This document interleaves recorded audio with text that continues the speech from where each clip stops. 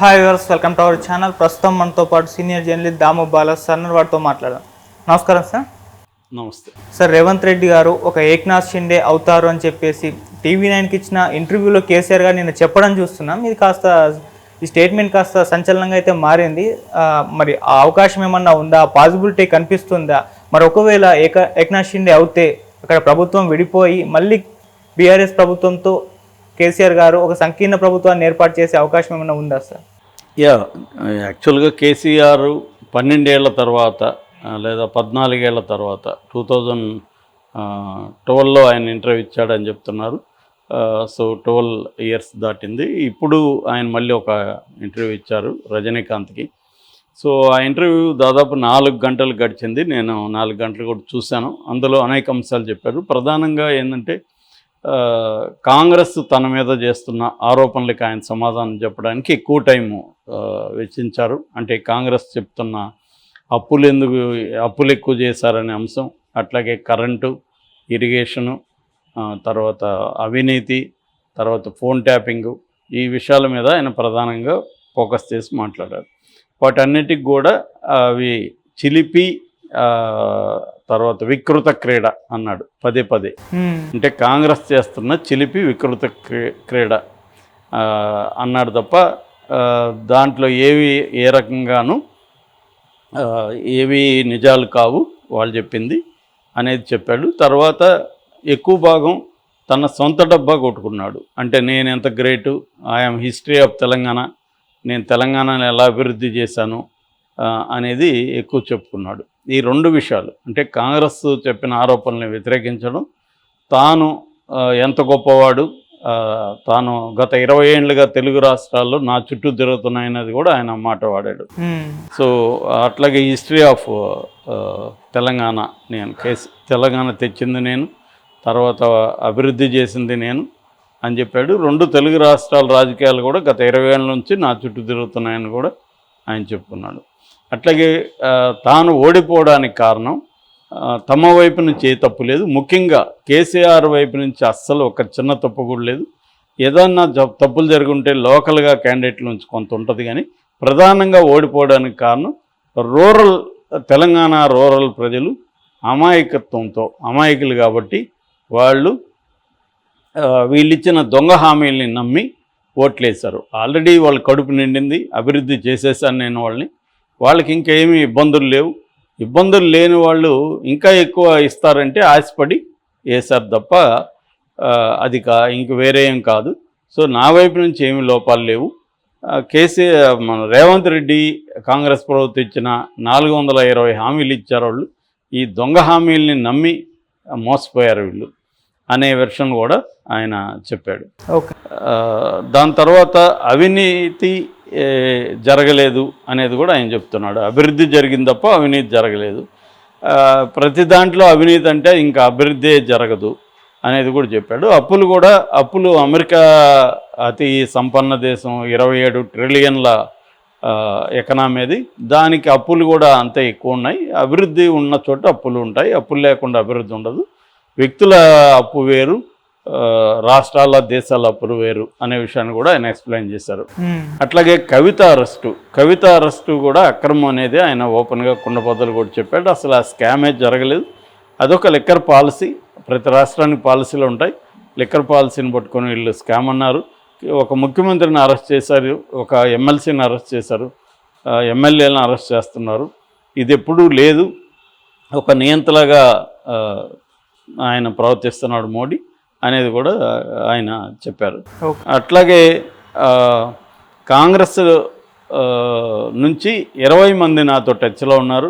మీరు ఎప్పుడు చెప్తే అప్పుడు మేము బయటకు వస్తాం సార్, ఎందుకంటే రేవంత్ రెడ్డి బీజేపీలోకి వెళ్ళేట్టు ఉన్నాడు, ఆ పెంట ఎందుకు మనకి, మేము వస్తాం, మనం గవర్నమెంట్ ఫామ్ చేద్దామని వాళ్ళు వస్తుంటే నేను ఆగమని చెప్పాను అనేది కూడా ఒకటి చెప్పాడు.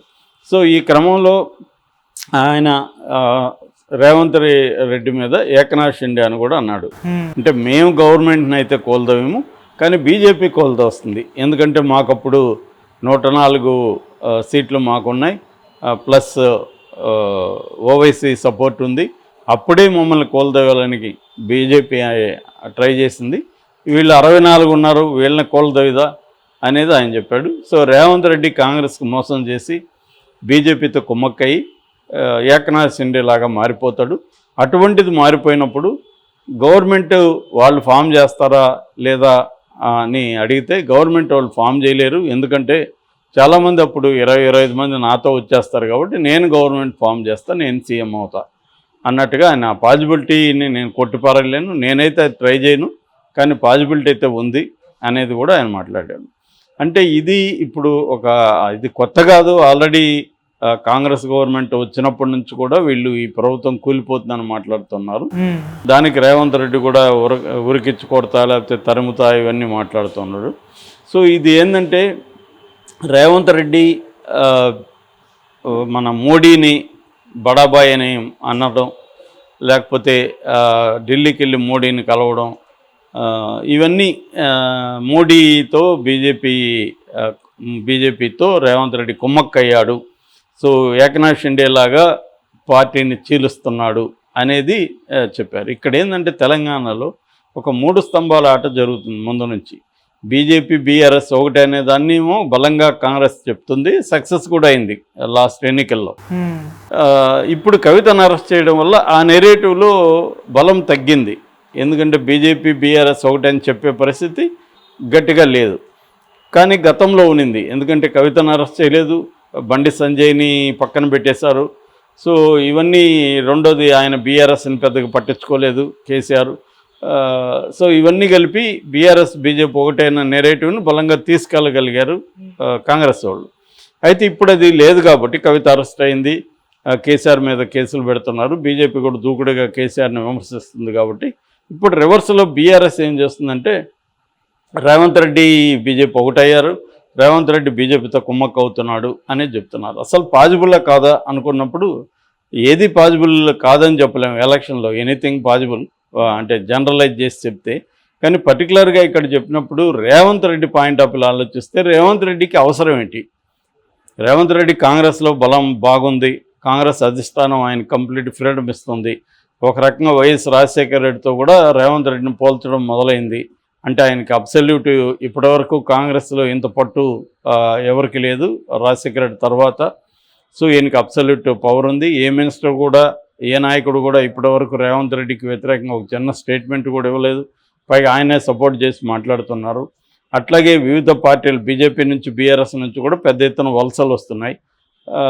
ఈ టైంలో రేవంత్ రెడ్డి ఇంత మంచి బంగారు అవకాశాన్ని వదులుకొని తన పార్టీని తనే విచ్ఛిన్నం చేసుకొని బీజేపీలోకి ఎందుకు వెళ్తాడు అనే దానికి ఆన్సర్ లేదు. బీజేపీలోకి వెళ్ళాల్సిన అవసరం లేదు. దానికి ఇంకొకటి చెప్తున్నది ఏమంటే రేవంత్ రెడ్డి మీద ఆల్రెడీ ఓటుకు నోటు కేసు సుప్రీంకోర్టులో ఉంది. రేపొద్దున ఆ కేసులో ప్రధానంగా మొత్తం 5 పిటిషన్లు ఉన్నాయి. అందులో ప్రధానంగా 2 ఆళ్ల రామకృష్ణారెడ్డి వేసింది ఏంటంటే, ఒకటేమో దాన్ని సిబిఐకి అప్పగించాలి, ఇంకొకటేమో దాంట్లో చంద్రబాబును కూడా యాడ్ చేయాలి. సో ఈ 2 పిటిషన్లో సిబిఐకి కానీ అప్పగిస్తే దాన్ని అప్పుడు రేవంత్ రెడ్డి కొంత ఇబ్బంది అయితే స్టార్ట్ అవుతుంది. రేపొద్దున అది అప్పగించి దాంట్లో ప్రూవ్ అయిందని చెప్పి మామూలుగా మనకు తెలుసు, మనం అనేక సార్లు మాట్లాడుకున్నాం, ఈడీ సిబిఐ మెథడ్స్ ఎలా ఉంటాయి. ఫస్ట్ కేసు పెడతారు, దాన్ని నోటీసులు ఇస్తుంటారు, దాంట్లో ఇంకొక 2-3 తీసుకెళ్ళి అప్రూవల్గా మార్చేస్తారు.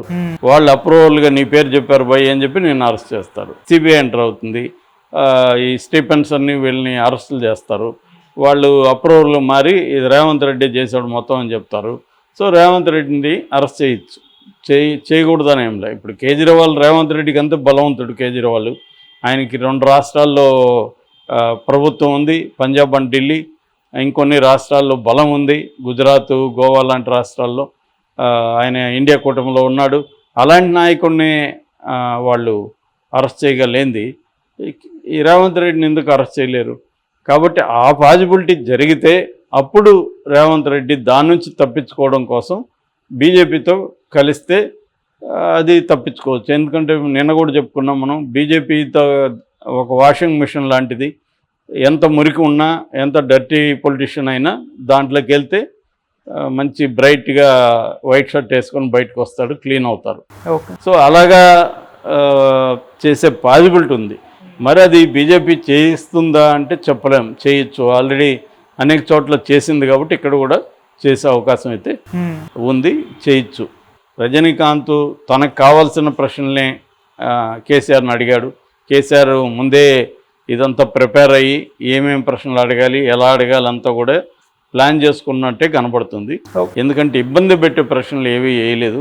కేసీఆర్ తప్పే లేకుండా ఆయన ప్రజలు అమాయకులుగా ఉండి నమ్మి ఓట్లేశారంటాడు. అంటే ఇంతకుముందు కేసీఆర్ని 2 సమయాలు గెలిపించినప్పుడు అమాయకులు కాదా ప్రజలు? అప్పుడు తెలివైన వాళ్ళ, ఇప్పుడు సడన్గా అమాయకులు అయిపోయారా అన్న ప్రశ్న అడగాలి కేసీఆర్ని. అట్లాగే కేసీఆర్ ఎప్పుడైనా సెక్రటేరియట్కి వచ్చి పరిపాలించాడా? ఎప్పుడు పరిపాలించలేదు. అవి ఎందుకు అడగలేదు? అట్లాగే ప్రజాస్వామ్యం లేకుండా ప్రతిపక్షాలను కావచ్చు, పౌర సమాజం నాయకులను కావచ్చు, మేధావులను కావచ్చు, వాళ్ళందరినీ భయంకరంగా అణచివేసి వాళ్ళ మీద చివరికి ఉపా లాంటి కేసులు పెట్టి జైళ్ళల్లో పెట్టి వాళ్ళని హౌస్ అరెస్టులు చేసి వేధించారు. అట్లాగే మీడియా మీద కూడా చాలా అక్కసు వెళ్ళగొడుతున్నాడు కేసీఆర్. నిజానికి ఆయన దేశంలోనే మీడియా మీద ఎక్కువ వైలెన్స్ని ఉపయోగించిన రాష్ట్రాల్లో 2వది తెలంగాణ, మొదటిది కాశ్మీర్ అయితే 2వది తెలంగాణ. సో అదెందుకు ఉంది, మీరెందుకు అంత ఘోరంగా అణిచివేశారు? ఒక ఆర్టీసీ కార్మికుల సమ్మెను 3 నెలలు వాళ్ళని వేధించి వాళ్ళు దాదాపు 10-15 మంది ఆత్మహత్య చేసుకున్నారు. ఇంటర్మీడియట్ పిల్లలు ఆత్మహత్య చేసుకున్నారు, రైతులు ఆత్మహత్య చేసుకున్నారు. నేను అందరి కడుపు నిండిపోయి బ్రహ్మాండంగా ఉన్నారని చెప్తున్నాడు. సో ఇవన్నీ అడగని ప్రశ్నలు అనమాట. ఇప్పుడు ఎప్పుడైనా అడగకపోతే మనకి అది వింటున్నప్పుడు మనకి ప్రశ్నలు వస్తూ ఉంటాయి. ముందు సమాధానం ఫిక్స్ అయ్యి దానికి తగిన ప్రశ్న రజనీకాంత్ని అడిగించుకొని, పైగా బ్రహ్మాండమైన ప్రశ్న అడిగామని మళ్ళీ రజనీకాంత్ని ఇచ్చేసి అలాగా జరిగింది ఇంటర్వ్యూ తప్ప ఆ ఇంటర్వ్యూ వన్ సైడ్ అని క్లియర్గా తెలుస్తుంది. సో ఇప్పటికి కూడా కేసీఆర్లో అహంకారం తగ్గలేదు, ఆయనలో ఒక ఆత్మవిమర్శ స్టార్ట్ అవ్వలేదు. ఇప్పటికీ ప్రజల మీద ప్రతిపక్షాల మీదే తప్పులు నెట్టేస్తున్నాడు తప్ప తాను అద్భుతంగా చేశాను అని చెప్తున్నాడు. ఈ 5 నెలల్లో వీళ్ళు కంప్లీట్ సర్వనాశనం చేసేసారని కూడా ఆయన చెప్తున్నాడు. మరి ఆయన చెప్పింది ఎంతవరకు ప్రజలు విశ్వసిస్తారనేది మనం చూడాలి. ఏదేమైనా ఇంటర్వ్యూ అయితే పెద్ద హిట్ అయింది. దాదాపు 60-70 వేల మంది లైవ్లో చూశారు. దాదాపు 7 గంటల్లో 10 లక్షల వ్యూస్ వచ్చాయి. ఆ రకంగా అది పాపులర్ అయినట్టుగా మనం చెప్పుకోవచ్చు. Okay sir, thank you so much.